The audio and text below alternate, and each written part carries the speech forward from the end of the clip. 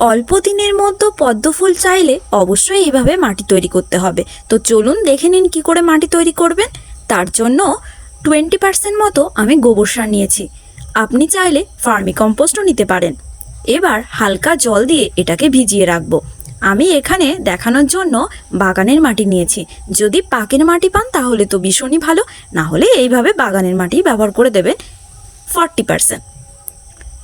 এই দেখুন আমি 4 আঙ্গুল মতো ফাঁকা রেখেছি। এবার এই মাটিটাকে আমি 6-7 ঘন্টার জন্য ভিজিয়ে রেখে দেবো। আপনার কাছে টাইম কম থাকলে কমও ভেজাতে পারেন, অথবা আরও 1-2 দিন রাখলে তো খুবই ভালো হয়। মাটিটা ভালো মতো ভিজে গেলে এভাবে চটকে দিতে হবে। এই দেখুন আমার কিন্তু মাটিটা একদমই রেডি। এবার একটা টিউবার কিন্তু বসিয়ে দিলে 1 মাসের মধ্যে ফুল পেয়ে যাবেন। নেক্সট ভিডিওতে আমি শেয়ার করব কি করে টিউবার বসাবেন, তার জন্য অবশ্যই সাবস্ক্রাইব করে দিন।